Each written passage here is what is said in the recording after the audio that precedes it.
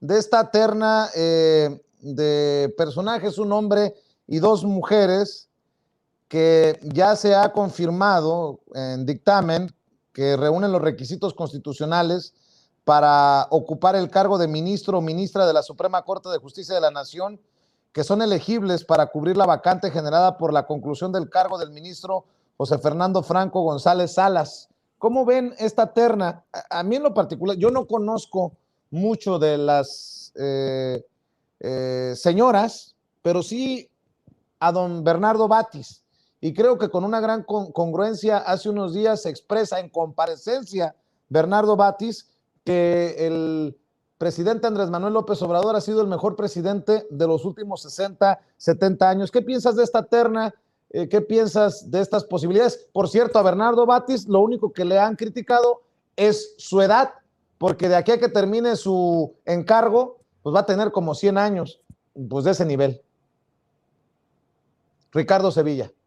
Ya, perdón, me distraje. Bueno, hay que ver quiénes son estos personajes. Estos personajes son de corte extraño, son personajes que han estado trabajando en el PRI, que han trabajado en el PAN. Estaba yo viendo precisamente sus currículos, estaba viendo su formación, sus actividades profesionales, ya han tenido algún tipo de participación, pero la participación ha sido discreta. Estos currículos incluso han sido recortados. Me da la impresión que serían como aquella ocasión en donde tienen a sus amigos, la gente de Felipe Calderón, la gente de Enrique Peña Nieto, como cuando se presentó la actual ministra Ana Margarita Ríos Farjat, y que no se le daba por favorita, a pesar de que tenía el aval de acuerdo con muchos del presidente, pero yo creo que el personaje más idóneo para esta labor es precisamente Batis. Ha acompañado durante mucho tiempo al presidente López Obrador en diferentes gestas.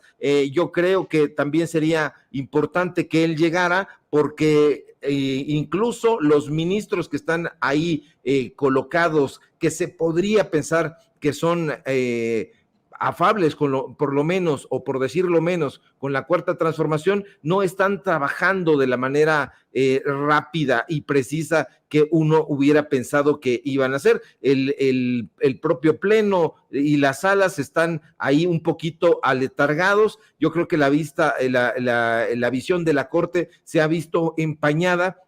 Hay que recordar que son jueces, son magistrados, y últimamente los medios de comunicación han dado a conocer bastantes corruptelas en diferentes partes, valga la redundancia, por parte de los jueces y de los magistrados, y no ha sido la excepción a la regla la Suprema Corte de Justicia de la Nación, que tiene también ahí a personajes muy extraños. Yo pondría el ojo sobre un personaje que está ahí de manera como casi subrepticia, que es precisamente Alfredo Gutiérrez Ortiz Mena, que hay que ponerle un ojo. También no está haciendo nada bien las cosas Luis María Aguilar Morales. Yo diría que incluso la propia Ríos Farjat está como trabajando, mirando hacia otra parte, y ya no está bajo los presupuestos que la impulsaron para que llegara ahí. Entonces habrá que ver cómo se desempeñan, y sobre todo estas entrevistas que les hacen, donde dejan entrever cuáles son sus verdaderos motivos y sus verdaderas inspiraciones. Diputado, ¿cómo ves la terna tú? ¿Lo han platicado entre compañeros, entre legisladores? Gracias, Vicente. Mira, tengo el privilegio de formar parte de la Comisión de Justicia de la Cámara de Diputados como secretario. Esta es una determinación que recae en el Senado de la República. Nosotros en esta parte no tenemos voto, pero sí tenemos voz. Y yo quisiera comentarte que por naturaleza el Poder Judicial es el poder más antidemocrático. Eso es por diseño. En otros países los jueces son electos, aquí no, son designados a propuesta del presidente de la República en el caso de los ministros de la Suprema Corte y con el voto del Senado. Y en el caso de los jueces federales de primera instancia, bueno, son designados por el Consejo de la Judicatura Federal, así como los magistrados de circuito. Y hay distintas voces que pugnan porque el Poder Judicial se reforme. Es un poder que cambia de manera muy lenta. Como tú sabes, los periodos para los ministros son de 15 años y esto permitió pues que el neoliberalismo en los últimos años pues propusiera ministros de la Suprema Corte que tienen prácticamente pues la mayoría al interior del Pleno, tanto desde tiempos de Fox como Calderón y por supuesto Peña Nieto.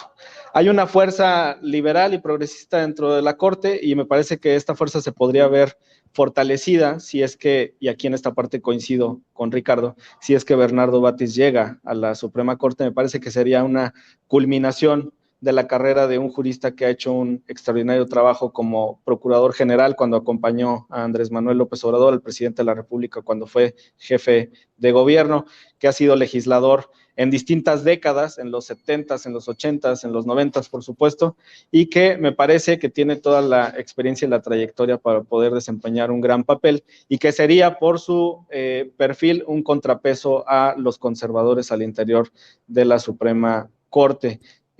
También hay un desequilibrio de género al interior de la Suprema Corte y esta es una aspiración legítima de las mujeres que hemos apoyado desde la Cámara de Diputados. Esta es la legislatura de la pluralidad, pero realmente también de la paridad, porque tenemos 250 mujeres al interior de la Cámara, y si solamente la carrera fuera entre mujeres, pues me parece que el perfil de Loretta Ortiz, como una diputada también que fue de Morena en el 2015, pues me parece que hizo un buen papel. Las reformas que propuso eran acordes con la propuesta de nación del presidente López Obrador.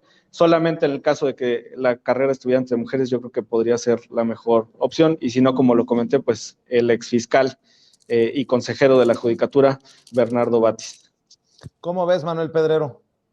No creo agregar mucho, querido Vicente, más que me resulta muy interesante y positivo que poco a poco hay que analizar cuántos de los actuales ministros son conservadores, han mostrado históricamente una postura antidemocrática y sobre todo hacerle antagonismo al presidente López Obrador y cuántos en los últimos años poco a poco a través de estas ternas y a través de estas propuestas están entrando a la Suprema Corte de Justicia de la Nación como ministros.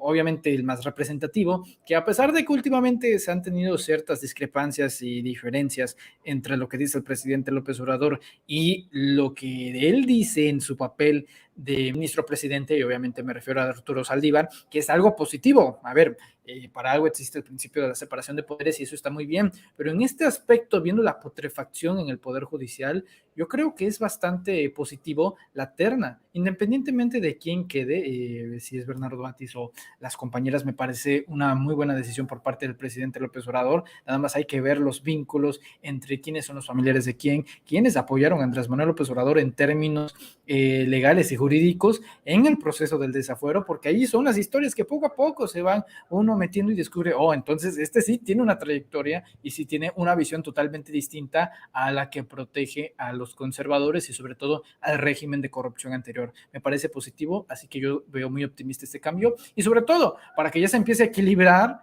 de una vez por todas la Suprema Corte de Justicia. Poco a poco, tiene que pasar un proceso, no se resuelve en 2 meses ni en 6 años, pero yo sí veo bastante positivo esta terna en la Cámara de Senadores, querido Vicente. Bueno, ¿qué les parece si para